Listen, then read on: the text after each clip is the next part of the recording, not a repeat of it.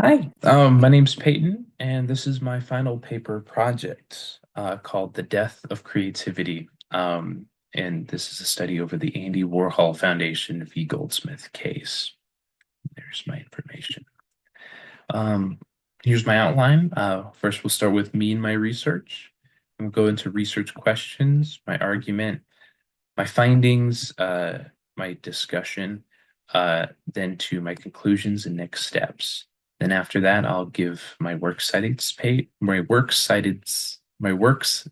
page, and I'll have questions at the very end. Um, so to start out, for me and my research, honestly, I sort of fell onto this topic on accident. I was just randomly searching on Google because I had no idea what paper I wanted to write, or at least anything I wanted to write about. And I'm sort of glad I landed on this Andy Warhol v. Goldsmith case because it really compelled me. Love art and what it stands for and creativity, um, in the expression that someone could evoke from art. And I think what this case like why this case appeals to me so much is because um like laws about media and art itself end up changing what art gets made and how it's distributed. So the laws affect really art in itself. And this case has big ramifications for art itself. And okay, so here are my two research questions. My first one is, what does this ruling of innovation mean for art? And I'll answer that one later. And my second one is, what are the consequences for interpreting art as needing to be innovative in the digital age of media? So overall, my argument is that the judges don't understand how art works. Uh, the courts have been shown misunderstanding art through this ruling. And ultimately, in this ruling, they undermine artists' creativity. They have a focus on an unachievable goal of innovation. And they also keep stressing the idea of making something new. And we'll see why that's a problem when we come to this. Um, so let's just start with this first quote from one of the dissenting opinions from the case. Um, no matter if the piece adds significant new expression, meaning, or message, if it is not directly critiquing the original piece, the piece would no longer receive credit under Factor 1 of fair use and would likely use a copyright infringement suit. So this is not a direct quote, but essentially what this dissenting opinion, or what this judge is saying in this dissenting opinion, is following this uh, idea of undermining artists' creativity. And yeah, essentially that's what's happening. In this case, it doesn't matter really what creative intent you had. The court is really only looking for a direct critiquing of an original piece. And if you're not critiquing it, or at least making a parody, which is also critiquing, that could just be a copyright infringement right there, which is really an issue for art, for even for the second one.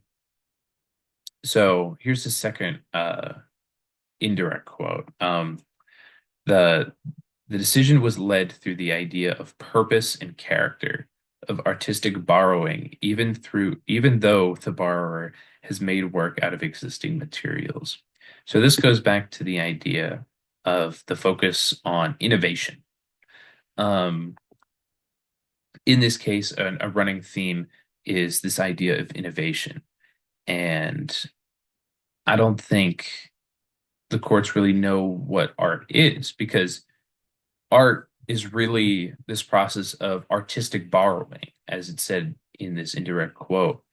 Um, and it doesn't matter, at least to the courts, like if someone's borrowing, like artistically borrowing, to them it's considered a copyright infringement, um, which is a real issue for art, is because art is a, a medium where you take bits and pieces from a bit of everywhere. You can't really make something truly innovative.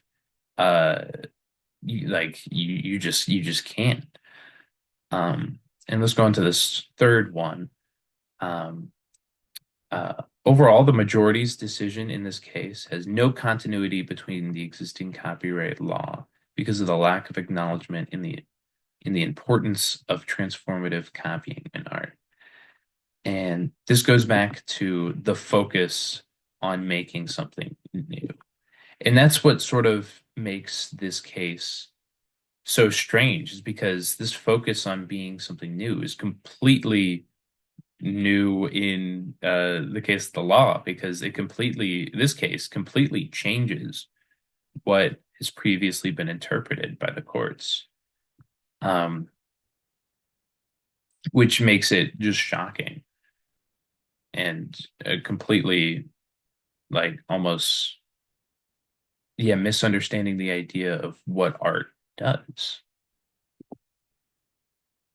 So just to start my discussion, for my second research question, what are the consequences for interpreting art as needing to be innovative in the digital age of media? Well, I think for one thing, fan fiction comes to mind. Fan fiction uh, could come off as just blatant copies of the original work, and I think that's mainly because the argument of innovation hinges on a person's use of pre-existing material from other artists. And fan fiction pretty much does that same thing. They use similar characters, themes, and settings um, from other works. And um, despite them using these works heavily, they still wouldn't really be considered infringements, because they develop their own stories, their own character arcs. There's a lot of work that goes into despite using previous material. Um, but under this new um, under this new ruling, it could be considered a copyright infringement because it's not completely transforming and innovating. Um, Also, I think memes could fall under copyright infringement. A huge chunk of memes use, like, almost blatant copies of existing works, like in film and TV, even art. But they sort of get away with it from for like critique. But I feel if memes, or if a particular meme were to stray a little too away from a critique, or like the complete definition of critique, it could completely fall into a copyright infringement uh, suit, which would be um, pretty bad. So, in conclusion, I believe the Supreme Court lacks an understanding of what art is. And back to my research question one, what does this ruling of innovation mean for art? And I think that just makes it impossible to generate brand new ideas. And despite artists reusing and mashing up different forms of art to create something new for thousands of years, it just this new ruling just doesn't make any sense because it completely defies that sentiment. And honestly, with this ruling, it could potentially erase artistic creativity and freedom. Um, and I hope this research gets out to people and people understand what art actually does and how completely reinventing the wheel is kind of impossible.